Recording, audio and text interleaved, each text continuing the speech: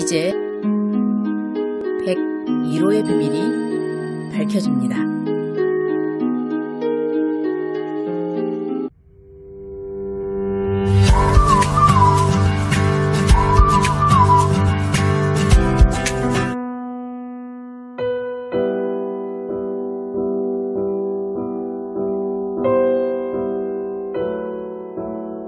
(1984) 여러 개념어가 등장하잖아요. 반드시 짚고 넘어가야 할 이제 개념들이 있어요. 그 중에 하나가 빅브라더, 다른 하나는 텔레스크린인데요. 빅브라더는 이제 개인의 정보를 수집하고 독점하여 사회 전체를 감시하고 통제하는 권력을 말하는 거잖아요. 그래서 최근에는 곳곳에 설치된 CCTV와 국정원 감찰이 문제가 되면서 부각되는 단어가 아닐까 생각하는데, 그렇다고 한다면 빅브라더와 텔레스크린은 현재 진행형인 단어라고 볼 수가 있는 거죠. 빅브라더의 어떤 그림이 그려진 그 포스터를 기억하시죠? 네. 그 포스터 사진 아래에 보면은 당신을 감시하고 있습니다라는 문구가 적혀 있잖아요. 이거 곳곳에서 우리나라 곳곳에 지금 보고 있어요. CCTV가 있고 그 아래에 그런 비슷한 문구가 적혀 있거든요. 사실 실제로 우리가 포스터가 사람의 얼굴이 그려진 포스터가 딱 보면은 실제로 옆으로 돌아가더라도 눈이 따라오는 거죠. 그렇죠, 그죠. 따라오는 것 같은 그런 느낌을 조지 오웰도 네. 정확하게 표현을 잘 하고 있는 것 같더라고요.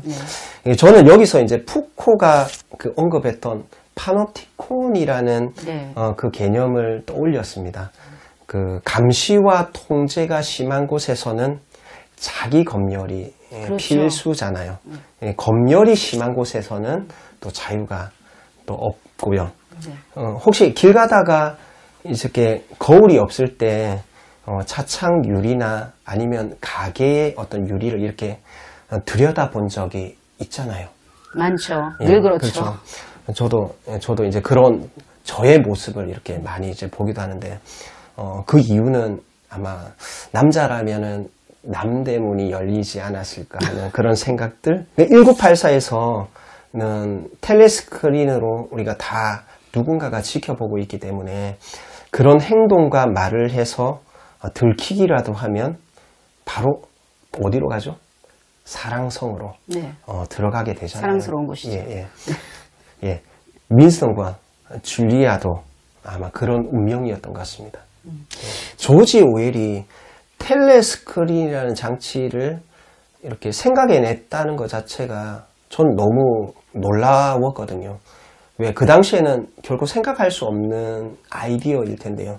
요즘에 와서야 이제 CCTV나 이제 컴퓨터 뭐 이런 걸 뜻할 수 있는데, 이런 첨단 과학 기술은 분명 사람에게 이로운 기기이기도 하지만 이것이 과연 사람에게 정말 이로운 기기일까? 이런 의문도 들었습니다. CCTV는 또 범죄자를 색출하는데 큰 공헌을 하고 있잖아요. 하지만 개개인의 이상을 누군가가 보고 있다는 것은 좀 불편하다고 생각이 듭니다. 네. 조지 오웰도 그 점을 주목했던 것 같고요. 현실에서도 이제 CCTV의 설치를 요구하는 영역들이 굉장히 많거든요. 예를 들어서 의사 수술방에 CCTV를 달아달라. 그 다음에 모든 보육원이나 아동시설에 CCTV를 달아달라. 이런 요구가 많은 반면, 또 이제 그게 이제 자기 개인 생활을 침해했을 때 거기에 대한 또 반발도 있는, 이게 양가적인 측면을 다 가지고 있는 것 같아요. 1984를 통해서 우리가 염려하는 그런 부분도 있지만은 또 다른 양상도 좀, 저는 느껴집니다. 그게 이제 사실 1984는 일상이 사라진 사회라고 볼 수 있잖아요. 그렇죠. 삶이 사라졌죠. 달리 말하면은 프라이버시가 없다라고 이제 표현할 수 있는데, 제가 말하고 싶은 이제 다른 양상이라는 것은 요즘 이제 SNS를 보게 되면은 끊임없이 자기를 드러내잖아요. 그렇죠. 자기가 자기를 드러내. 자기 정보를 그대로 노출하잖아요. 일부러. 뭐 심지어는 어떤 자신이 어떤 비키니 옷을 입고 또 속옷을 입은 채로 이렇게 자기 모습을 그대로 이렇게 보여주는 모습을 보면은 이래도 되나? 뭐 이런 생각까지 하게 되고요. 근데 이게 이제 한병철이라는 그 철학자는 이런 사회는 이제 포르노 사회라고 얘기를 하더라고요. 감춰지는 게 없이 다 드러내는 거예요. 예. 물론 이제 뽀샵된 자기를 그리고 나 아닌 자기를 이제 보여주고 있긴 하지만 왠지 조금 우려스러운 거는 이제 프라이버시가 사라진 느낌이 들어서 이제 그런 부분은 좀 지적을 하고 싶다는 생각이 좀 들었습니다. 그러니까 앞으로 과학기술은 더 발전할 텐데 우리의 일상은 이제 어떻게 변할지 사실 저는 궁금해지기도 합니다.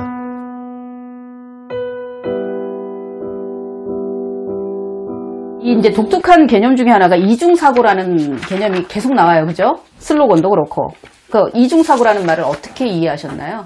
이중사고라는 말을 하기도 하고 혹은 현실 제어라고 나와 있기도 하죠. 네. 이중사고란 모순을 극복하는 방법, 뭐 그 체계라고 저는 말하고 싶은데요. 그게 극복인가요? 이 사회에서만큼은 적어도 이제 극복하는 것과 같죠. 이 오세아니아에서는. 네, 그렇죠. 네. 예. 이를테면 2 더하기 2는 4. 4죠. 당연한 그 결과지만 누군가가 2 더하기는 5라고 말한다면 뭐라고 하실까요? 사실 눈에 흙이 들어와도 참 받아들이기 어려운 것이죠. 아니, 받아들일 수는 있어요. 사실은 우리가 산술적으로 생각하면은 그렇죠. 사실 받아들이기 어려운 답인데 하지만 매나 고문이 네. 등장한다면 장사가 있을까요? 그렇죠. 그러니까 이렇다고 보면 1984는 상식이 통하지 않는 세상이라는 생각이 들고요. 네. 또 힘과 소리가 크면 네. 또 장땡이라는 생각도 듭니다. 뭐 저는 이중사고를 어떻게 이해를 하고 있냐면 2 더하기 2가 5가 될 수 있는 것은 우리가 믿음의 관점에서 본다면 충분히 믿을 수도 있죠. 있겠다는 생각이 듭니다. 일종의 세뇌인 거죠. 네. 그렇게 보면은 이중사고는 뭐 세뇌라고 보시면 되겠죠. 네. 이것이 바로 1984 오세아니아 국가, 전체주의 국가에서 사람들을 길들이는 방식이 아닐까 생각이 듭니다.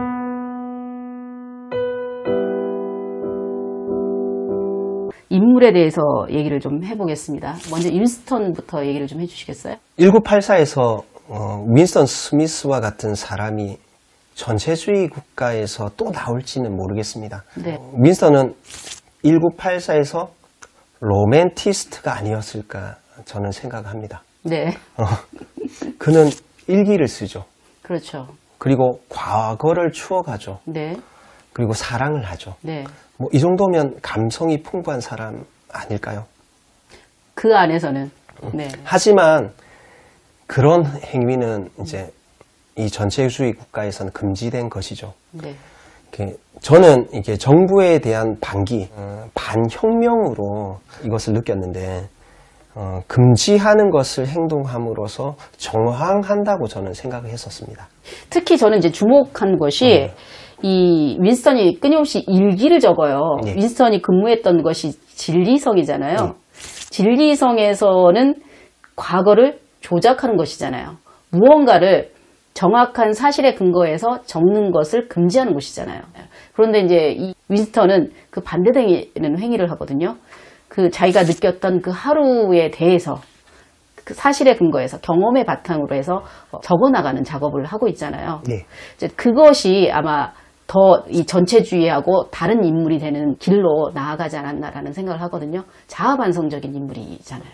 저도 윈스턴이 어떻게 이런 생각을 할 수 있었을까? 그러니까 일기를 쓰고 과거를 추억하고 그리고 사랑을 하게 된 그 배경이 무엇일까를 생각해 봤습니다. 그 동기가 저는 그가 어린 시절 자유를 경험했던 과거가 있었기 때문이 아닐까 생각이 좀 들어요. 네. 그래서 과거를 추억하고 그 과거를 공유할 수 있는 사람들을 만나러 다니죠. 네. 우리가 과거 힘들었다 하더라도 가끔 그때가 좋았지 뭐 이런 생각이 들 때가 있잖아요. 그때 그 추억을 누군가와 함께 이제 공유하고 나면 현실의 아픔도 조금은 이제 벗어날 수 있다는 생각을 하게 됐습니다. 그래서 윈스턴은 이런 반혁명적인 생각들을 하게 된 동기가 자기가 하고 있는 일과 자유를 경험했던 그 과거가 이겼었기 때문이라는 생각이 좀 들었습니다. 오세아니아 국가에서 즉 내부 당원들이 윈스턴을 감시하게 된 결정적인 계기가 저는 그 고서점에서 고물상에서 일기장을 산 이유가 아닐까라는 추측을 해보거든요. 그러니까 이제 이 당국에서도 일기를 쓰고 무언가를 기록한다라는 것이 전체주의에 반하는 일임을 파악하고 있었던 것 같아요. 사실 그거는 이제 이 소설에서 안전이죠. 놀랍죠. 사실은 그곳에 있는 그 체링턴. 골동품 가게의 그 사장이 체링턴. 그렇죠. 비밀 경찰이라는 것을 윈스턴 알 수가 없었죠. 네. 그리고 발각되는 그 순간에 커다란 그림이 이렇게 열리면서 그렇죠. 텔레스크린이 바로 이렇게 나오잖아요. 가장 긴장되었던 순간 중에 하나였어요. 예. 이 소설에서.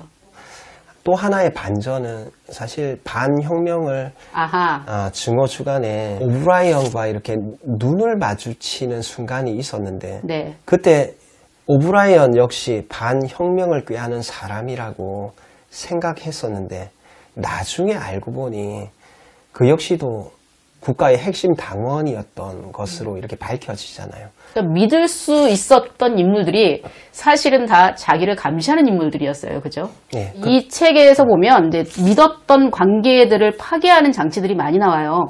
그 옆집에 사는 그 2명의 아이가 있는 부부가 있었잖아요. 네. 그 아이들이 엄마를 감시하고 나중에는 그 아버지를 고발해서 아버지가 그 유치장에 들어오는 수감돼서 같이 만나잖아요. 그런 장면들 보면 관계를 파괴하는 것이 이 전체주의를 유지하는데 커다란 역할을 하지 않았나라는 생각을 좀 해봅니다. 네.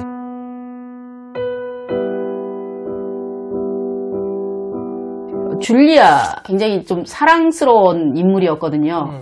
그 겉으로는 전체주의에 충실한 것 같지만 그 내면에는 반역과 혁명을 꿈꾸고 있는 아주 사랑스러운 인물이기도 하는데 그 당시에 이제 청년들의 자화상이라고도 볼 수가 있을 것 같아요. 줄리아는 어떻게 보셨나요? 줄리아는 이제 당돌한 면도 없지는 않죠. 소설 속에 이제 나이도 20대지만 저는 오늘날의 20대의 모습과 크게 다르지 않다고 생각을 했었어요. 어떤 면에서 그렇죠? 부당하고 이제 불합리한 사회를 향해서 저항하지 못하죠. 사실 윈스턴을 만나기 전까지는. 적극적인 저항이 안 되죠. 그렇죠. 요즘 어떤 노력하는 청년들의 어떤 자화상이 좀 느껴지기도 하는 인물이기도 했습니다. 하지만 그 이후에 이제 윈스턴을 만나고 윈스턴과 생각을 나누던 중에 어떤 반혁명에 어떤 가담하게도 되는데 어쨌든 결과는 조금 안 좋아서 좀 안타까웠습니다. 네.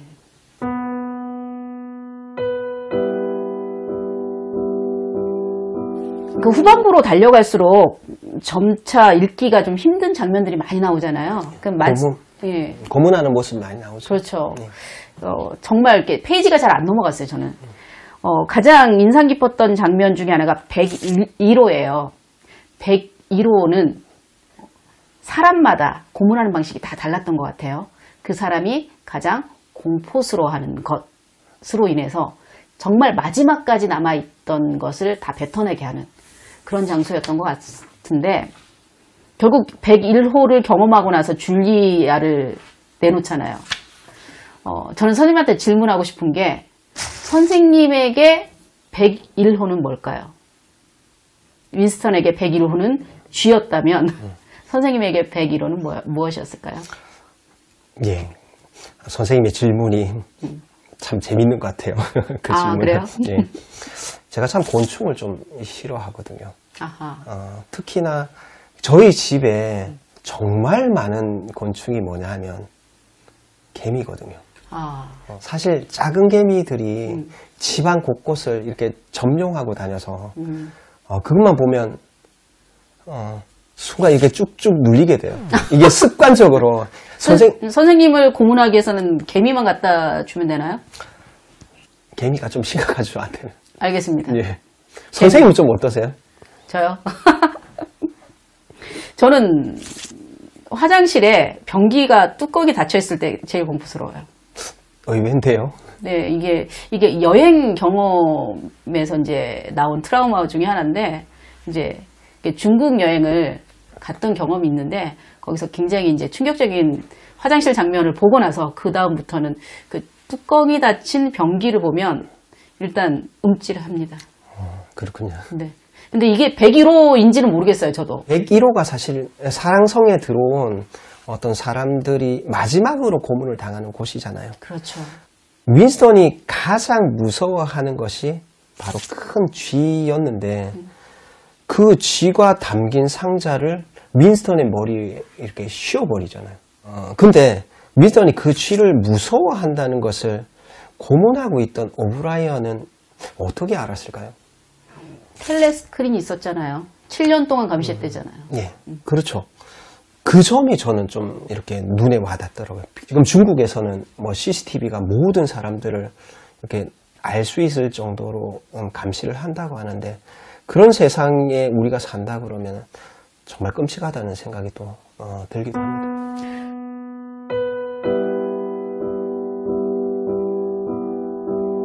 선생님이 주목했던 한 문장이 있을까요? 이 책에서? 포옹은 전쟁이었고 절정은 승리다. 그것은 당의 일격을 가는 것이요 정치적 행위인 것이다. 짧은 문장이지만 좀 다소 에로틱하진 않나요? 여기서 에로를 느껴야 되나요? 여기서 이제 사랑 행위가 정치적인 행위라고 지금 말하고 있잖아요. 그러니까 윈스턴과 줄리아의 어떤 사랑, 그것은 금지된 것이지만 이제 금지된 것을 금지함으로써 저항하는 것이 아닐까, 뭐 그런 생각이 좀 들었고, 그런 저항하는 모습이 한편으로는 제가 좀 가지고 싶은 좀 모습이기도 합니다. 그러니까 일상에서 좀처럼 제가 저항하지는 않거든요. 또 거절하지도 않고, 저는 이런 저의 인격에 좀 컴플렉스를 좀 가지고 있는 편이기도 합니다. 이제 마무리를 좀 해야 되는데요. 이 1984라는 책에 덧붙이고 싶으신 말씀이 있으신가요, 혹시? 윈스턴과 줄리아의 결말을 보면서 우리가 참 무력한 인간이라는 생각이 좀 많이 들었습니다. 정말 일개의 나라는 존재가 전체를 어떻게 대해야 하는가, 그렇죠. 하는 어떤 실존적인 문제를 좀 가지게 되었다는 생각이 좀 들었습니다. 저항할 것인가, 순응할 것인가, 그것이 문제가 되겠죠. 네. 그리고 혹여나 제가 길들여진 미래는 1984에 대해 사실 오늘 나누지 못한 이야기를 많이 담았거든요. 오늘 인터뷰에 못내 좀 아쉬운 부분도 좀 많았지만 좀 더 궁금하시면 저의 책을 좀 참조하시면 어떨까 생각이 듭니다. 네, 책 홍보까지. 그러면 이 책을 한 문장으로 요약할 수 있을까요? 나에게 1984란? 절망, 그리고 희망. 뭐 이렇게 말할 수 있다고 생각합니다. 희망 그리고 절망하면 그렇죠. 네. 참 미래가 없는 것 같잖아요. 네. 그죠? 절망 뒤엔 희망이 찾아올 거라는 그런 반전이 우리에게 있을 거라는 확신에서 제가 말씀을 드리는 겁니다. 전체주의 모습 아닌가요? 항상 희망을 뒤에 두고 전체주의로 끌고 가잖아요. 본인도 전체주의 모습을 띠고 있는데 제가 보기엔. 그런가요? 네. 이중사고를 하시면 좀 달라질 수 있습니다. 어머. 당신의 101호는 무엇입니까?